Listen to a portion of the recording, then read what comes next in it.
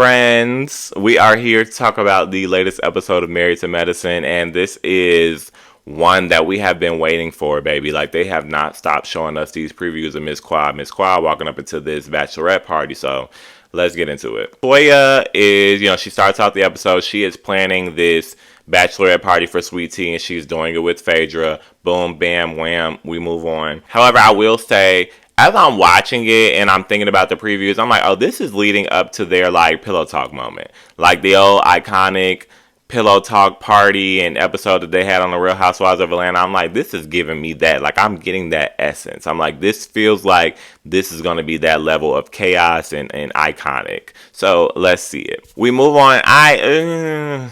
I don't know, again, I'm not a day one Married to Medicine girl, so I don't really have my roots into the ground of it. But whenever I see the scenes of like Jackie and Simone having lunch, I always feel like this ain't what y'all really do. So I do like that Jackie at least said like, oh, it's been a while since we had lunch. So I'm like, okay, y'all only sit down and have these lunches for TV's sake. But it always makes me feel like, well, why are we even doing it? Like, I don't know that we really need to keep doing that and making fetch happen. Like, it's old and it's kind of tired. But they're doing it. Maybe some viewers enjoy it. Again, I don't know the roots of it. So maybe some people like it. I just think it don't make no sense. But okay. They're there. They're discussing Sweet Tea and the wedding. And Simone is spilling the tea about how Sweet Tea said she wanted to have, she's going to play the wife role of like traditionally like cooking and doing everything, but she wants assistance in that, for example, she'll get somebody to go to the grocery store and get the groceries for her, and they bring them back and she can make them for she and her man. Okay, whatever. I don't really too much care. But that gets Simone into a conversation of, the younger generation, which would be my generation, because, Sweet Tea's like a year or two older than me, and being privileged and doing things differently, and basically saying, when you hear that pretext, when I was Sweet Tea's age, we didn't do it like that, blah, blah, blah. She needs to be a grown woman. Let me just say this. I don't even want this to become I'm a little bit triggered by what Whoopi said on The View not too long ago. I just want to say the whole younger generation conversation is getting so stale at the end of the day. Like, definitely have your opinion, but if you're coming from that older generation, that's all it is. It's just your opinion. So I just don't agree with coming out to the social forefront and getting on this platform and saying the younger generation is privileged and they don't want to do this and they want to do this and they want everything easily. The older generation, your struggle is not going to be the same as our struggle. That was a while ago. Things are different now. I will admit we have different access to different things. We have different outlets. We have different resources. So yes, that can definitely come off as privilege, but we didn't drop these things into our laps. Like, this is just how the world is now. So if we have things that are a little bit more accessible to us than they were back into the day, I don't think there's anything wrong with wanting that accessibility. It's available to us, so I think that's just what we're wanting. So I get so tired of that conversation because you're not in this generation, so you can't really speak to what our struggles are and invalidate our struggles and say, well, when I was your age, I had to go through this, so therefore, if you're not going through this, then you're not a real adult. That's a terrible way to frame the conversation. Things are different, okay? Ain't nobody trying to take away from y'all's struggle, but y'all also shouldn't be reaching back to take from the younger person's generation struggle. You are not in a younger generation. You don't know what the hell is going on. So let that conversation die. Now, I will say, no shade, no shade, no shade. When we get to the scene, because we get these every season of like Simone and Cecil talking to their kids, you always get a sense that they parent differently. So Cecil is fine with, the boys, they have been figuring their things out, what they want to do. They don't have a traditional trajectory to adulthood, I guess. And when they have these conversations, you could tell Cecil is a little bit more patient and open to seeing what happens. Because that, you just never know. Because they have more... as a younger generation, they have more outlets. Their parents have financial stability for them to fall back on. And then they have different options like, oh, well, I can just go to community college, which is smart, and have this scholarship playing sports and build up my credits to transfer. Like, they don't have to do the traditional just go to school, get through school, to get married and have kids thing that their older generation did. They're figuring things out because they have the options and they do have parents that they can rely on when they need to. So I think in that, Cecil is taking a nuanced position and looking at it like things are different now. So it's not just one way. Like, this is not bad stuff to consider. Whereas Simone has the old school standpoint, and she's like, they get too much leeway. And look, I can understand her feeling that way. Those are her kids, and she don't want her kids. I even kind of be like, like, cause I in this generation, but I'm a different person. My parents also, I have the resources as well. I have the same outlets. I have parents that I can rely on, but I was ready to get the hell. Okay, like I was ready to go. Like my parents have always given me everything I needed. I know I can lean on them when I need to. But if my parents were to have asked me that question of, when you leave school, do you plan on moving back in with us?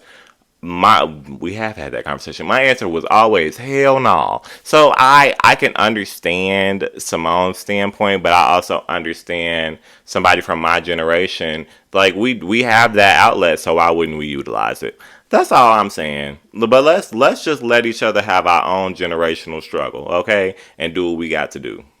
We get a link up between Sweet Tea and Heavenly, and I don't know why they both sitting there having a conversation with each other on this national television camera, and they're allowing each other to look crazy. Heavenly's wig is not only sitting back here, but it's also tilted over here a little bit. And then what's her name? Sweet Tea got her cowboy hat on, but her leave out is a little bit right here on the side of the. I'm just like, why y'all over here looking crazy? And I had only counted that y'all took like 2 shots, so it can't be that. Sweet Tea is, and I'm trying to find my position on this as well. She's having a conversation about wanting more from Dr. G, and Heavenly even said on one of her YouTubes or lives or whatever, she's like, he pays for everything, so why would you want more from him? Again, I don't necessarily agree with that, but I understand what she's saying. And Sweet Tea saying, I make my own money, like it's more than like the monetary thing. And it's interesting to see them play back the parallels of like what Quad used to say about Dr. G on the show, and like Quad is literally saying the same stuff that Sweet Tea is saying now. And Sweet Tea even says, like, Quad probably has some points, about him being controlling and this, that, and the third. And so Heavenly is clocking that tea. She's literally saying the same stuff that Quad used to say all the time. Like, it may be that Dr. G is the issue. But then, Sweet Tea is also saying that, even though she's referencing, it seems like everybody referencing Quad. She's referencing Quad, but also in the household, Dr. G also be like, well, you sound like Quad, right? When you make those complaints and say like you want me to be more involved, and it's not just about the monetary things. So if Quad is so heavily on everybody's mind, I think we need to go see the lady, and we need to have a conversation about that, because it's getting weird. But I don't think anybody's saying, not even Heavenly, I don't think she's even saying that it's an issue that Sweet Tea feels this way, but she's like, this is what you signed up for, and that's the type of man that you're with. So I think she's of the position of like, girl, get over it, or don't get married to him. So moving on, I just thought it was so cute to see Dr. Heavenly and Dr. Damon have the conversation with Alora and about not leaving for school and giving all these weird reasons. Because I'm like, obviously growing up in a black household, I went to school out of state, but then I also, after a while, moved out of state. Like I moved to New York from Chicago. So I've had 175 of these same conversations with my parents where they're going to pull anything up out of the bag to tell you that they don't want you to move away from home. And I think that that's funny. Like that's love. They want you close to the nest. They want to be able to protect you. So, it makes sense. But it's so funny how they can use like, oh, the world is different when it comes to like, we don't want you to move away, things are not safe, the world is different. But then when it comes to other things, it's like, in certain adults, not everybody says this, but certain adults, it's like, oh, the world is different, so y'all don't know nothing about struggling and being grown-ups. Which one is it? I also really like seeing Eugene film with his sons and have a conversation with them from a fellow mama's boy. Like, just saying like, when you guys grew up, obviously you're around your mom a lot, but like we need to have more boy time. So I think that's a fun conversation, very relatable conversations with the kids. And he's like, they're just talking more about like the sex talk and women's periods and things like that. So good funny TV. I did peep that when they got to the party, like the I wanted to call them dancers, but they weren't dancing. But the guys that were doing like the massages and stuff like that, one of them was from College Hill, and I believe it was the one College Hill. It was in Atlanta, maybe, I don't know, but he looked exactly the same. And that show got to be at least almost 20 years old. Like, he looked exactly the same. Like, that black really do not crack. They're at this bachelorette party, and we're getting, the back and forth between the bachelorette party and the bachelor party. And Dr. G is acting a fool. And, you can tell everybody, well, everybody seemed like they're trying to be on their best behavior, but they was real touchy-feely on that bus, and they was real touchy-feely with the men that was doing the massages and stuff. So I'm like, I'm not married. I'm not even on the track to be married, but I just wonder how I would feel at that point. But anyway, while they're there, Sweet Tea gets a call, and I'm like, is this business hours? Like, isn't it late? Like, I'm wondering how late it is, but she gets a call from her wedding planner, and he is on speaker, first of all, in front of the whole party, and telling her how, they changed venues because she wanted to be outside, but it was supposed to rain, so they moved inside. And he's telling her, it turned into a 13,000, 14,000 increase. And I guess we're a couple days away from the wedding. So she starts freaking out. Out of context, though, we get her sister trying to take the phone, but she gets real snappy with her sister. So they start beefing with each other to the point where everybody that don't even know them got to jump in like, oh, well, y'all are sisters. Like, don't act like that. Da, da, da. And it was so weird and cringy. And Sweet Tea is freaking the hell out. Like, she is blowing up, screaming and hollering. At this point, I'm like, production, y'all ate that.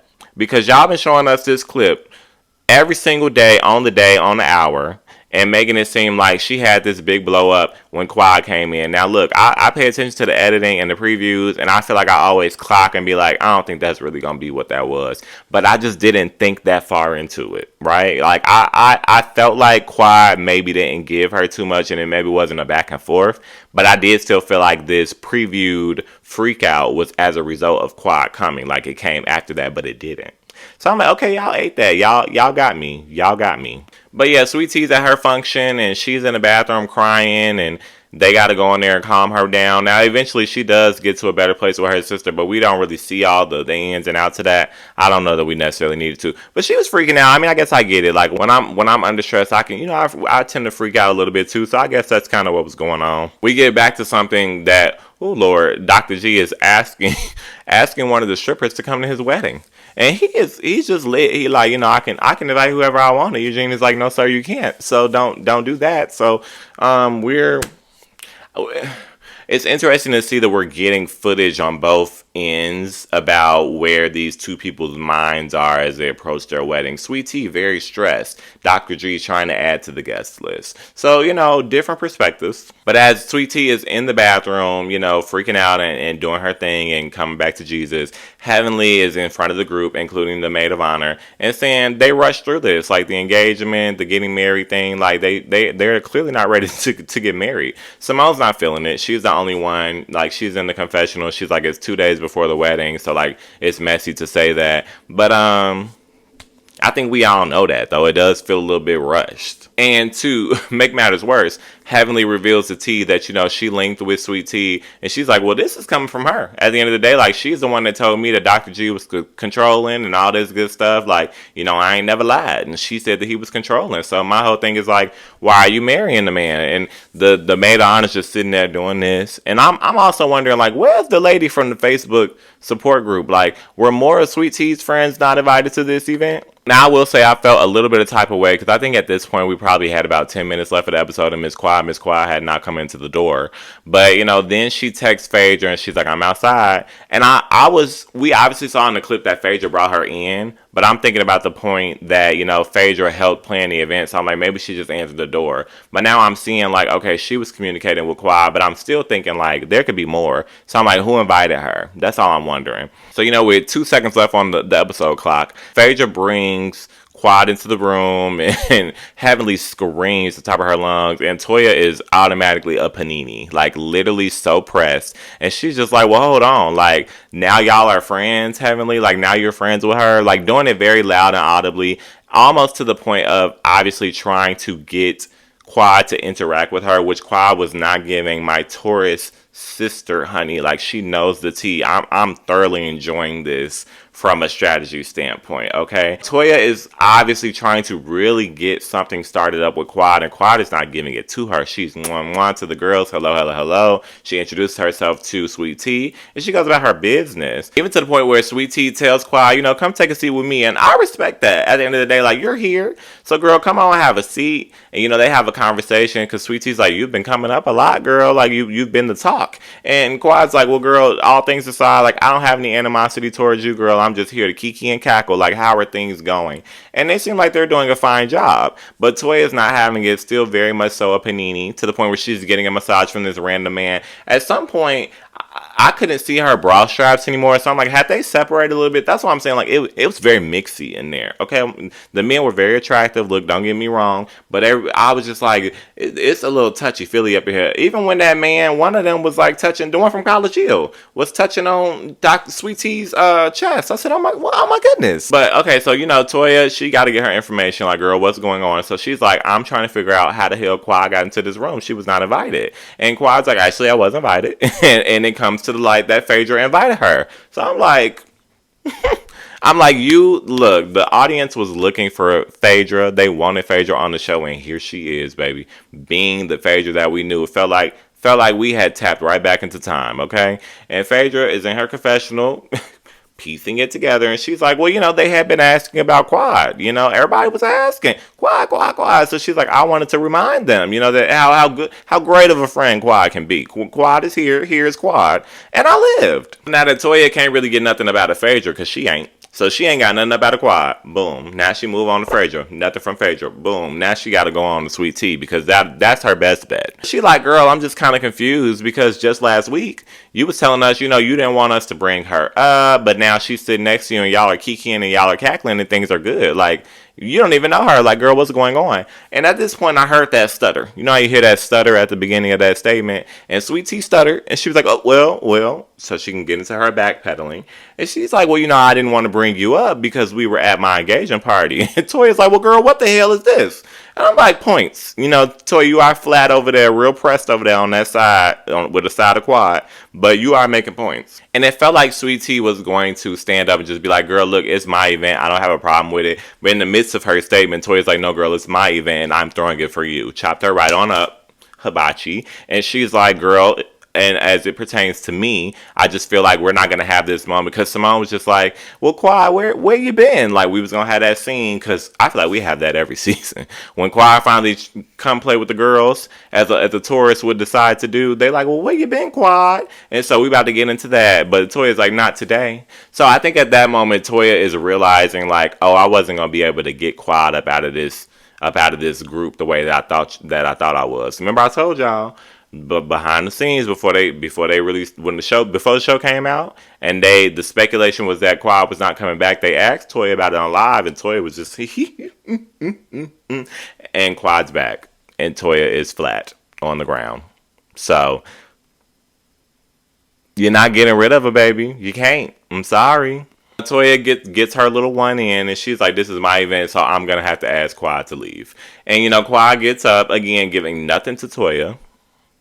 And she's like, well, Sweet Tea, do you want me to leave? And Sweet Tea following behind Toya because now she has to. Her mommy said so. She's like, I do think in this situation it would be best if you leave. So, I'm interested to see because now it just feels like my girl Sweet Tea cannot breathe, honey. Like, there is no space for her to breathe in this group. Like, Toya, she want her as an ally, but Toya wants to control her against Quad. Now Quad is back in the group, so Toya is not only flat but frazzled, so she don't know what to do. And now they done seen Phaedra done came on back, and Phaedra is on the side of the Quad, and Phaedra is being, messy as Phaedra would do. Phaedra ain't never changed. And then we also got Heavenly, whose feet, like, it just ain't looking good.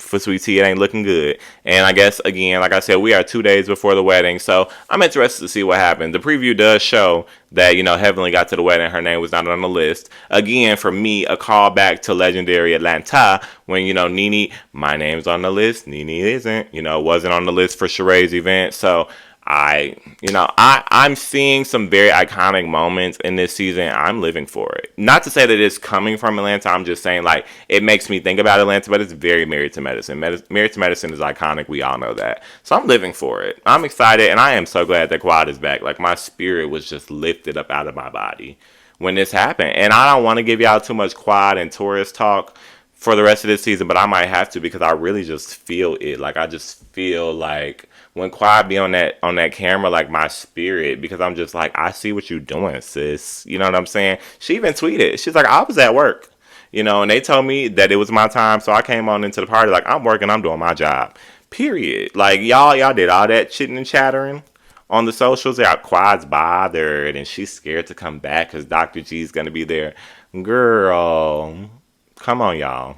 And Quad ain't even had to do nothing. She's playing the back. Phaedra and Heavenly are doing it for her. It's iconic. It's iconic. It's great. I love it. I'm enjoying it. I have no other words. We'll be here next week.